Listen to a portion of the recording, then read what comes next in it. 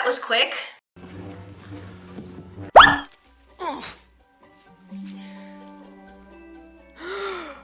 You must gain control. No kidding. You just saw my video of the top 5 worst things about the original trilogy, and now we're going to get to the good stuff. Now I'm going to be going through the top 10 best things about the original trilogy. Why are there more good things about the original trilogy than the prequels? I'm not going to touch on that. I love the whole story of Star Wars equally. There's things about the prequels I adore, things that I don't like. Again, there's things about the original trilogy that I absolutely adore and things that I don't like. This was just a matter of time and not being able to come up with equal lists for everything in the limited amount of time that I had. Oh, first of all, as a disclaimer, there are a couple things in this list that can apply both to the prequel trilogy and the original trilogy. Some apply to Star Wars as a whole, but I'm putting them in the original trilogy list because I didn't want to do things over again. So without further ado, here we go. Here are the Clumsy Jedi's top 10 best things about the original trilogy. Starting with number 10, the Ewoks. Yes, folks, I love the Ewoks. The fact that George Lucas picked a primitive people, if you will, to defeat the technologically advanced Empire, it's happened before in history.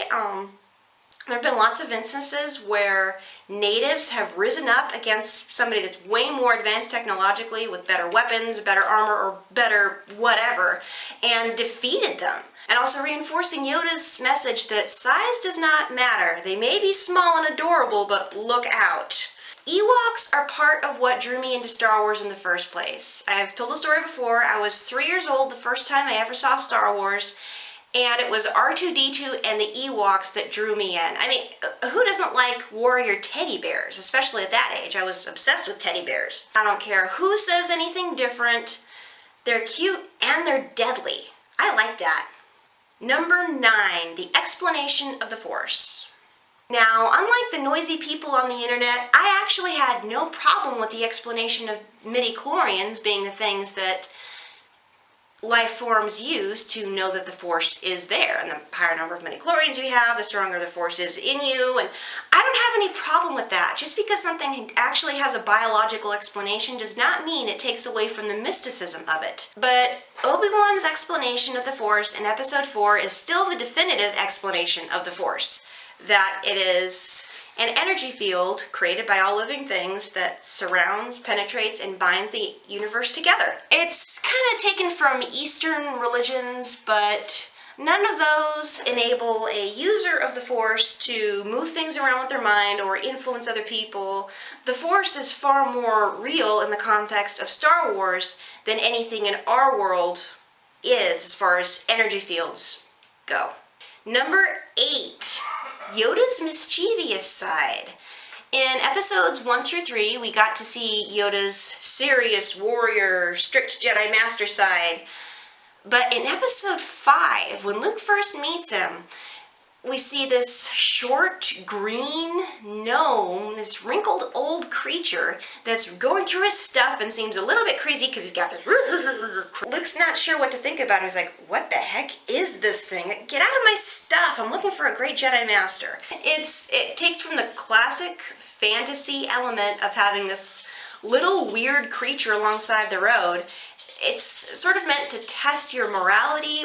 Like, are you willing to extend help or courtesy to something so small and wrinkled and old and be allowed to learn from them? Or will you just pass them by and miss out? The scenes in episode 5 where Yoda is first introduced are my favorite scenes with Yoda. He's hysterical. He's so funny. I just love Yoda so much, and that also shows that Yoda's not afraid to be a little bit crazy in order to test Luke. It's a great part of episode 5, one of my favorite parts, and yeah, I think it's definitely one of the best parts of Star Wars. Number 7, the romance of the original trilogy, aka the princess and the pirate.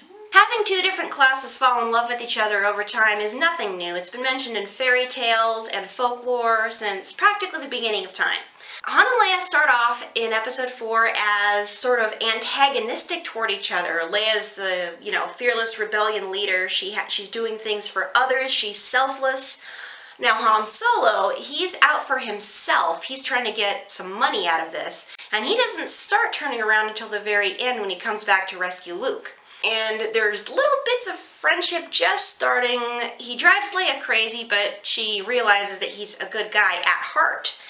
And by episode 5, she's starting to fall for him, even though she's trying to deny it until the very last second when he's getting lowered into carbonite and she finally says, "I love you." And of course, it's a Han Solo thing. He just goes, "I know." Instead of, "I love you too," he just goes, "I know." But that's Han Solo for you. He still finds a way to say it that's meaningful and heartfelt. He may as well have said, "I love you too," because that's what he said with his eyes and looking at her. And the thing I like most about the romance between Han and Leia is Han's approach of it. He actually does love her. And it's not the possessive love that Anakin has for Padme, like either I get her or nobody gets her, that kind of thing. With Han's love for Leia, he learns to love her. He loves her spunk and everything about her, not just the fact that she's pretty, but the fact that she's a courageous leader. And I think down deep, he admires that about her. In a way, she is everything he wishes he was. And the thing that really shows that Han loves Leia is this little moment in episode 6 where Luke has just left. He's just told Leia that they're siblings and that their father is Darth Vader, and she's feeling extremely lost. Han Solo comes out and says, "Hey, what's going on?" And she doesn't want to tell him anything. He's getting a little bit jealous and he thinks something's actually going on with Luke, but realizes that he's upset her, and he apologizes. He turns around and says, "I'm sorry." You notice that's something Anakin doesn't do very often, but Han Solo actually is the big enough man to come around and apologize and say, "I'm sorry." At the very end, he's talking to Leia. After the Death Star's blown up, he looks at the way Leia's thinking about Luke, and he's like, "You love him, don't you?" "That's okay, I won't get in the way. When he gets back, you tell him." And she's, no, I don't love Luke that way. He's my brother." And then it kind of doesn't process until after she kisses him, which I think is adorable. But then he finally realizes, "Oh, wait, I do have a chance." So that is just the cutest thing ever. Han and Leia are my favorite Star Wars couple. They did end up getting together, they did end up getting married, and they did end up having a child. The only time that went south was after Ben went to the dark side. But in the context of the original trilogy, they had their happily ever after, if at least just for a while. Which of course brings us to number 6, Han Solo's character arc. I mentioned that a little bit in number 7, talking about the romance between Han and Leia. Han Solo starts off as this scoundrel. He's out for himself. He's greedy. He's selfish. All he wants out of it is a payday to get Jabba the Hutt off of his back. His only loyalties are to his ship, the Millennium Falcon, and Chewbacca. Everything else, he can take it or leave it. He doesn't really care. He doesn't like the Empire, but he's not willing to commit to any sort of cause. He's just looking for the biggest payout. Meeting Luke actually becomes the catalyst that starts changing Han. When they're in the garbage masher, at first they're grumbling and everything, then Luke gets pulled under by the Dianoga, and Han actually looks worried about him. He's like, "Whoa, where'd the kid go?" And to some extent, Han starts feeling responsible for Luke.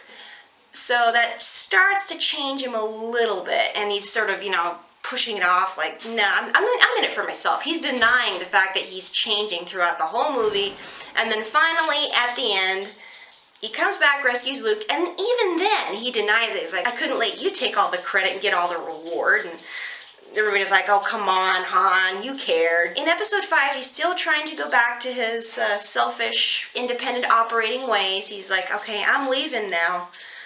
Princess, you won't admit how you feel about me? Fine, I'm out of here."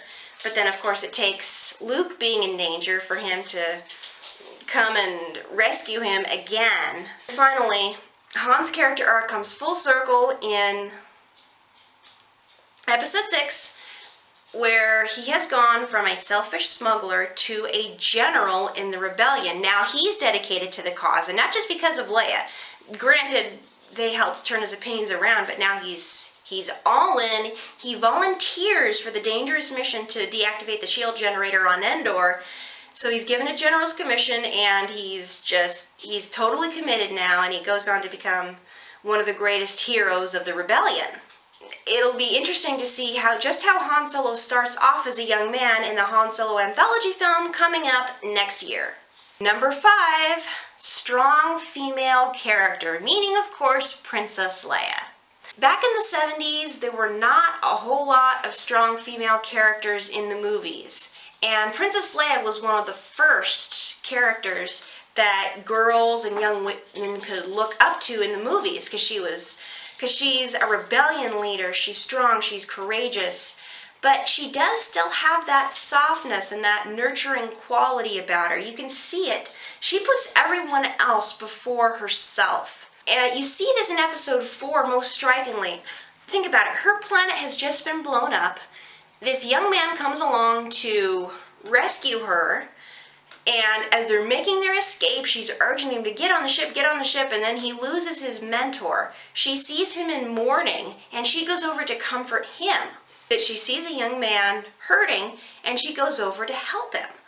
I mean, who does that? Leia's selflessness is also what makes her reluctant to admit that she's falling in love, because that would mean, in her mind, doing something selfishly. Like, do I really want this for myself? Am I really willing to put the rebellion on hold so I can go rescue the man I love?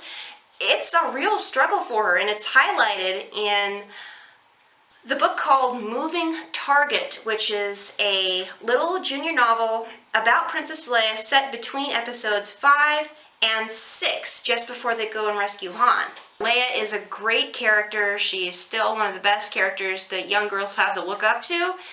She's still a hero of mine, and I'm gonna miss her when she's not in the movies anymore. Number 4, the hero's journey. The hero's journey is one of the strongest common themes of ancient and modern mythology. The hero goes through several different steps in his journey to go from the ordinary to the extraordinary. I don't know all the steps, but Luke's character arc fits that to a T. So far, his journey has taken him from ordinary farm boy. He has a destiny to go out into the world, or in this case, in the galaxy, but he's reluctant to do that because he's kind of scared to leave the comforts of home. Something happens that forces him to embrace his destiny. He has this wise old mentor who eventually he loses and has to go on alone without, and that happens with both Obi-Wan and Yoda. He is tempted by the enemy, and eventually defeats his enemy. So yeah, Luke's character arc follows the arc of the hero's journey almost spot on. The only thing that's lacking now is something we have not seen yet, which is Luke finally passing the torch to the next generation, which apparently, hopefully, I want it. And we're going to see in episode 8. I can't wait to see it.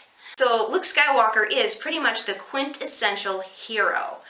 He's good to the core, he's already defeated temptation, and I just love the character so much.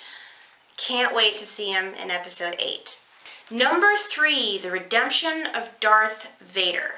Episodes 1 through 3 showed how a good person turned bad went from this loving little boy to a headstrong teenager to a troubled young man who is influenced by darkness to betray everything he knew and loved, and in the end lose that which he was most afraid to lose, which in this case was Padme.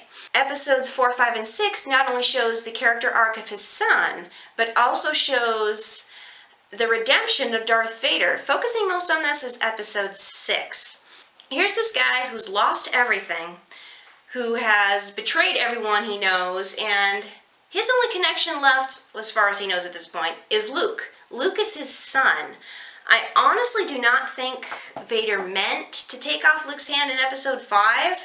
It was a reaction born out of anger, and that's something Anakin has done in the past. You heard him, he's, rah, I hurt you back. His reaching out to Luke was sort of a weird apology. Darth Vader does not know how to be a parent, but he is, in his own weird way, trying. He wants Luke, at this point, only for selfish reasons, because he knows Luke is more powerful than he is at this point, and together both of them can overthrow the Emperor, who Darth Vader all this time has hated. As time goes on, especially in Episode 6, there is that bit of Anakin Skywalker still beneath the armor, and Luke knows this, and he's tapping into it. He's counting on it to some extent. He's basically calling Vader's bluff. Vader said, no, either you join us or you die. Luke doesn't believe him. He knows that there is that little bit of Anakin Skywalker underneath. So there is compassion. There is a feeling for family buried deep underneath. He's been basically enslaved by the dark side for the last 20 some odd years. When Vader does realize that he loves Luke, he cannot bear to see his son suffering. And Luke's being electrocuted. He's on the verge of dying. Luke's begging for him to help. Vader's looking back and forth. But then the way his head turns when he looks at Luke, there's almost a tenderness to it. It's like, no, I am not going to lose the only family I have left. He's like, oh, finally picks at the Emperor. Okay, bye-bye. Tosses him down there. Even though the electricity winds up being Vader's undoing, he has finally released the chains of the dark side, and he's once again Anakin Skywalker. The reason I like that so much is because it goes to show that no matter how evil a person has become, no matter how far they have slipped, there is always a chance for redemption. It's never too late. Even if a person is on their deathbed, it's never too late to, if you will, turn back to the light side. Yes, there are consequences for evil action. Vader did pay that price. He paid it with his life. He had turned around and he was on the light side again. And I love that. It's so close to my own Christian faith that it's never too late to be redeemed. Yes, there are consequences for your actions that get taken, but it's never too late to have your soul redeemed. And I love it. It's a beautiful way of saying it, and that's one of the reasons I love Star Wars so much. Okay, coming down the line here, number 2, the music. Hey, wait a minute, why is the music for the original trilogy number 2 and the music for the prequel trilogy number 1? Well, that's because in the prequel trilogy, the music was literally the best thing about it, and it remains the best thing about it. With this one, it's sort of a toss-up between the top 3, and since they were numbered, I've got a top 10 list going. I could rearrange them and it'd still feel the same way about it. So anyway, number 2, there's the music. I've said it before and I'll say it until I'm blue in the face. John Williams is a genius. It was a very controversial decision back in the 70s to do a full old-fashioned orchestral score with themes and motifs for different characters and incidental music for different situations, but John Williams knocked it out of the park. There's some great themes in there, and I think the best Star Wars theme ever written comes in Episode 4, which is the Binary Sunset. It fits the mood so well. The Binary Sunset is the one motif, other than the Star Wars main theme, that's been used over and over and over again in every single Star Wars saga movie.